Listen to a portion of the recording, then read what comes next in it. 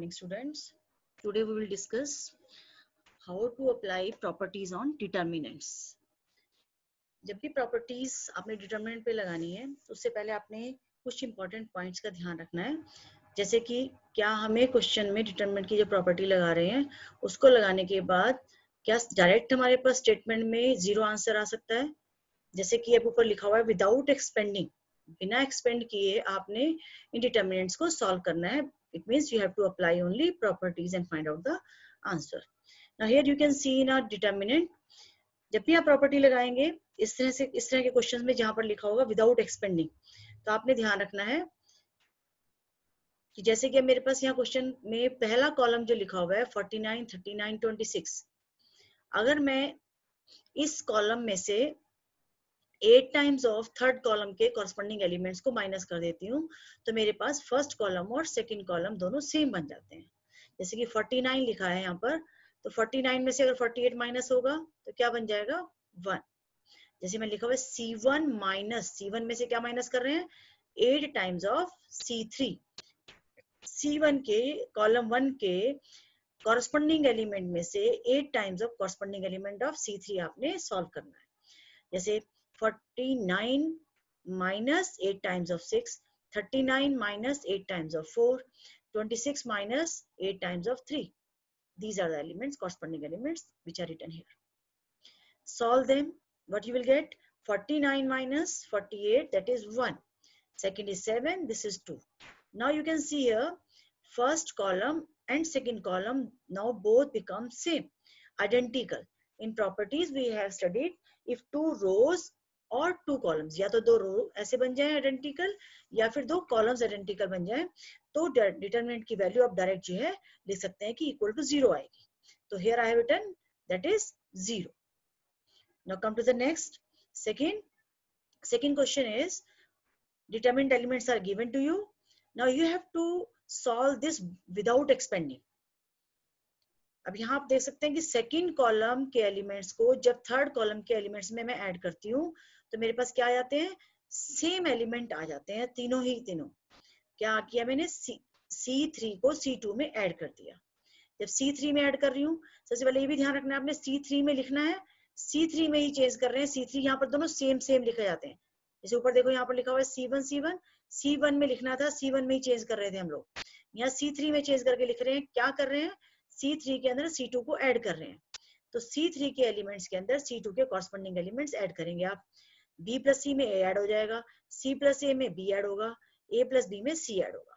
ये आ जाएगा A plus B plus C, A plus B plus C, A plus B plus C. जैसे कि आपको पता होना चाहिए डिटर्मिनेंट में जब हमारे पास तीनों एलिमेंट में से कुछ भी चीज कॉमन आ सकती है किसी भी रो या किसी भी कॉलम में से, तो आप उसको कॉमन निकाल सकते हैं रो वाइज और कॉलम वाइज. यहाँ पर मुझे दिख रहा है कि तीनों एलिमेंट सेम है, then I can take common A plus B plus C from the column third. Column wise common हो सकता है. डिटर्मिनेंट में कॉलम वाइज या रो वाइज आप कॉमन लेना चाहें तो कॉमन ले सकते हैं. मैट्रिक्स में ऐसा नहीं होता था, मैट्रिक्स में से नो के नो एलिमेंट्स में से देखना पड़ता था कि कुछ कॉमन है या नहीं है. लेकिन डिटर्मिनेंट में ये डिफरेंस है, डिटर्मिनेंट में आप रो वाइज और कॉलम वाइज भी कॉमन ले सकते हैं. तो मैंने यहाँ C3 में से कॉमन लिया, that is A plus B plus C. Common लेने का मतलब है इस नंबर से आपने डिवाइड कर दिया, तो ये क्या बच गया हमारे पास 1 1 1. थर्ड कॉलम के एलिमेंट भी 1 1 बन गए, थर्ड कॉलम के एलिमेंट भी 1 1 बन गए और फर्स्ट कॉलम के भी 1 1 है. तो दोनों के सेम हो गए, आइडेंटिकल हो गई दो कॉलम्स. जब दो कॉलम्स आइडेंटिकल हो जाती हैं तो डिटरमिनेंट वैल्यू क्या हो जाती है, जीरो. और कॉमन पार्ट व्हेन जीरो से मल्टीप्लाई किया तो क्या आ जाएगा, zero. Now third part of this question, 2, 3, 4, 5, 6, 8, 6x, 9x and 12x. Find the value of this by using properties of determinant. You can see here in a third row में से आप देख सकते हैं x कॉमन आ रहा है और numerical जो पार्ट लिखा हुआ है उसमें से 3 कॉमन आ रहा है. तो हम R3 में से 3x कॉमन ले सकते हैं.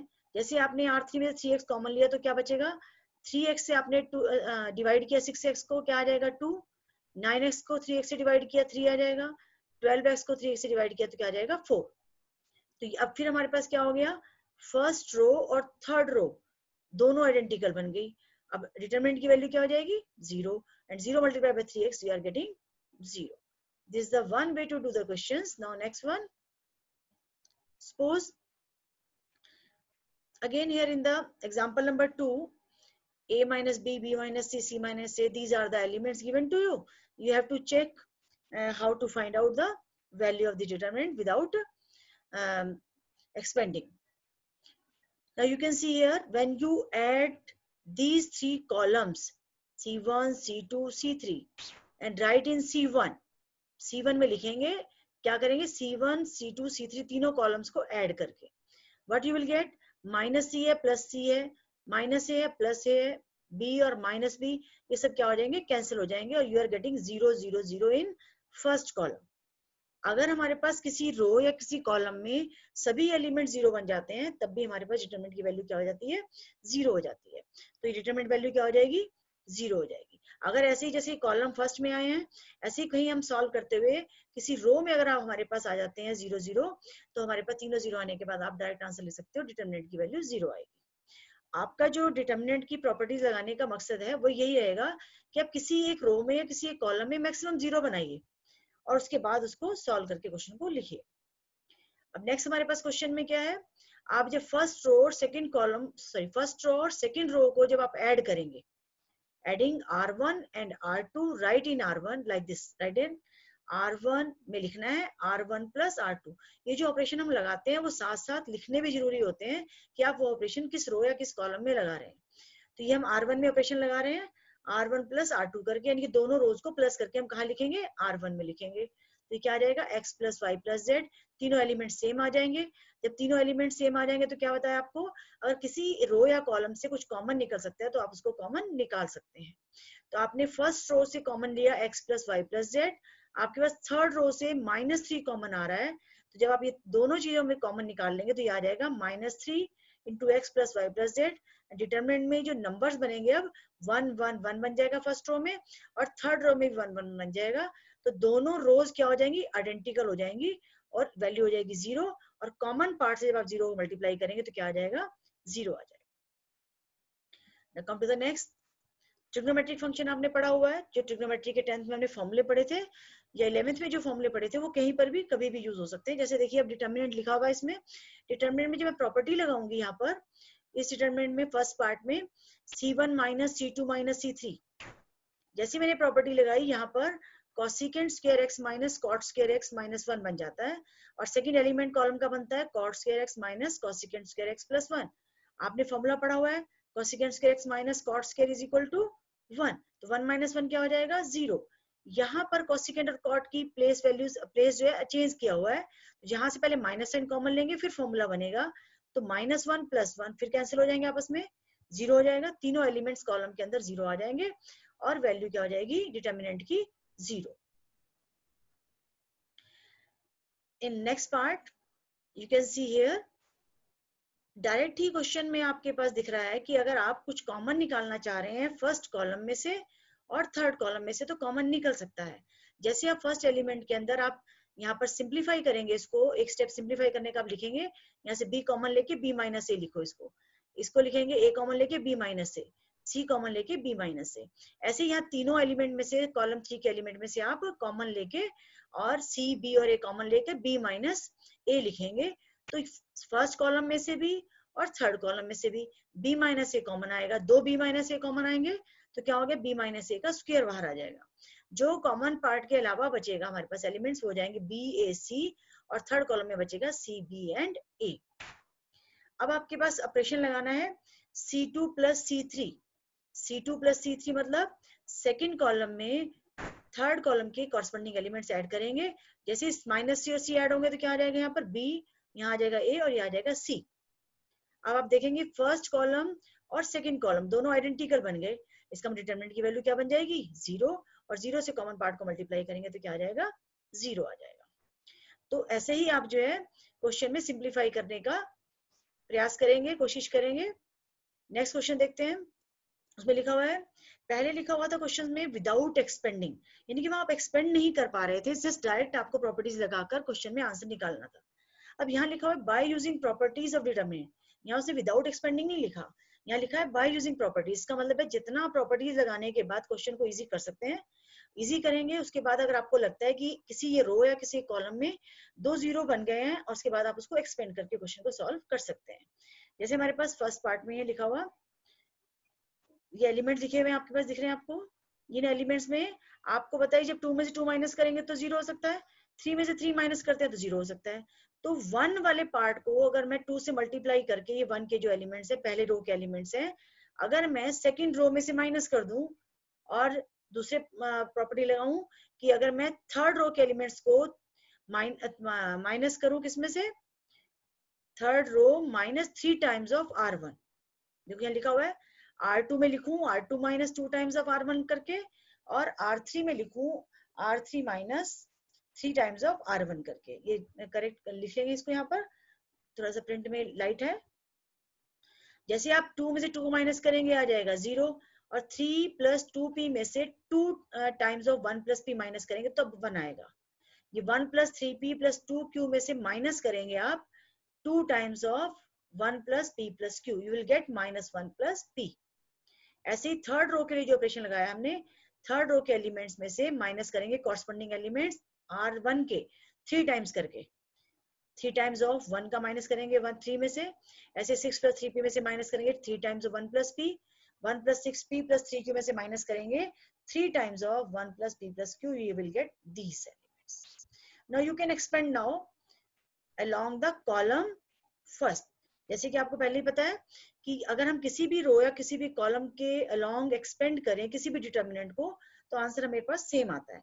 वैसे मोस्ट प्रोबेबली बच्चे फर्स्ट रो लेकर हमेशा सॉल्व करते हैं, लेकिन डिटर्मिनेंट में आप ये ध्यान रखेंगे, जहां पर 2 जीरो बन गई जिस रो या जिस कॉलम में, आप उसके अलोंग उस डिटर्मिनेंट को एक्सपेंड करेंगे।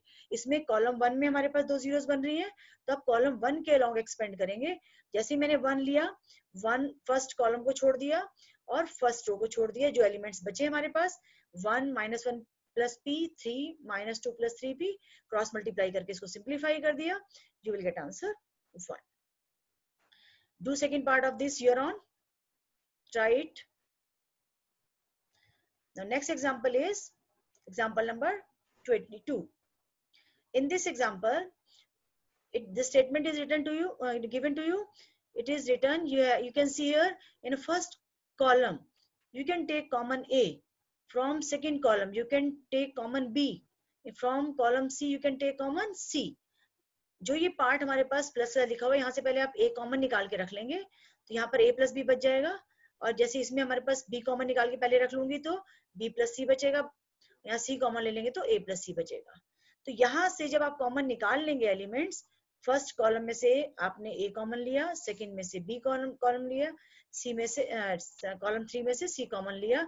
जो कॉमन लिया वो बाहर लिखेंगे डिटरमिनेंट के a b c, और जो बचा हुआ पार्ट है वो आ जाएगा a plus b b, c b b plus c, a plus c a and c। Now you can see if you subtract r1 minus r2 minus r3, r1 minus r2 minus r3, put it in r1, what you will get? Minus 2b minus 2c. Apply this operation in rough and write down the answer of the question.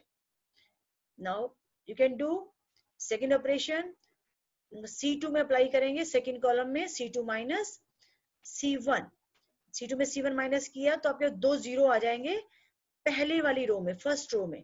अब जब 2 zero आपके पास, मैंने बोला आपको किसी भी रो या किसी कॉलम में आ जाते हैं तो आप उसको एक्सपेंड करके सॉल्व कर सकते हैं। जब इसको एक्सपेंड करूंगे तो क्या छोड़ेंगे? फर्स्ट रो के एलिमेंट और फर्स्ट कॉलम के element. What is left? Minus AC minus AC, you will get minus 2AC. Simplify it, you will get 4 times of a square, b square and c square. This is the answer. Now you can try example number next 23rd. You're on 1 1 is given to you in previous question। हमने क्या किया था? 1 1 बनाया था, या फिर हमारे पास 2 zero बनाए थे। जब भी हमारे पास 1 1 दिया होता है ऑलरेडी, तो 1 0 बनाना बहुत इजी होता है। अब जैसे हमारे पास यहाँ 1 लिखा हुआ है फर्स्ट रो के अंदर, तो आपको यहाँ दिख रहा होगा कि अगर मैं यहाँ से ऑपरेशन लगाऊं, C2 में से C1 माइनस कर दूं और C3 में से C1 माइनस कर दूं, यानी कि C1 को C2 और C3 दोनों में से माइनस कर दूं, तो मेरे पास 2 जीरोस आ जाएंगे। Now you can do it your own। जैसे 2 जीरो आते हैं, 2 जीरो आने के बाद उसको एक्सपेंड करेंगे और सॉल्व करेंगे। नेक्स्ट पार्ट भी इसके आप ट्राई करेंगे। कहीं डाउट रहता है तो आप मुझे सेंड करेंगे कि इसमें कोई डाउट है आपको।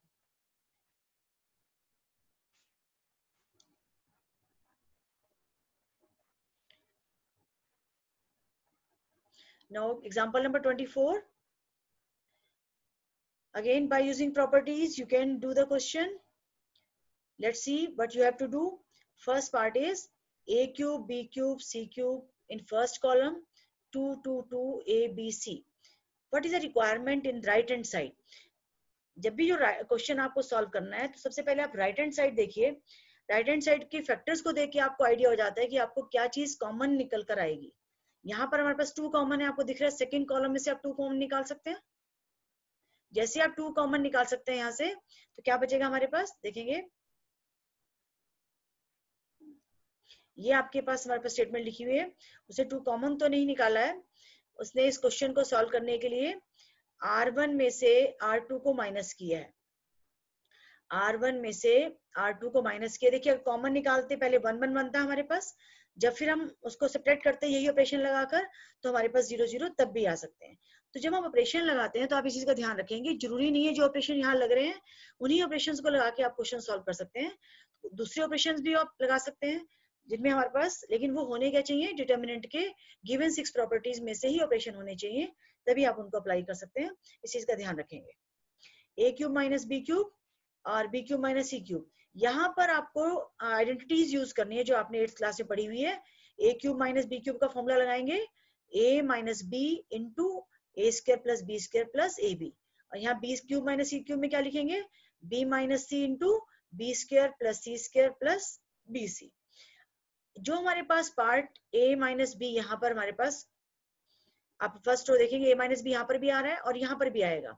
फर्स्ट रो में से आप कॉमन निकाल पाएंगे a माइनस बी, फिर सेकंड रो में से आप कॉमन निकाल पाएंगे b माइनस सी। कॉमन निकालने के बाद सेकंड फैक्टर यहाँ बच जाएगा और यहाँ आ जाएगा 1 1।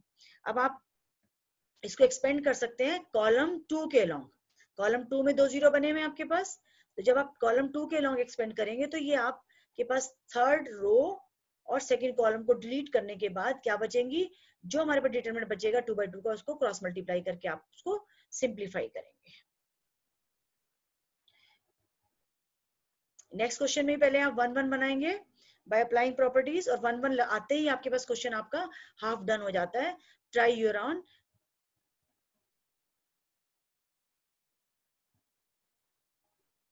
Do these following questions your own, and if you have any problem then you can send in comment box. Thank you. Have a knowledgeable day. Have a nice day. Thank you very much.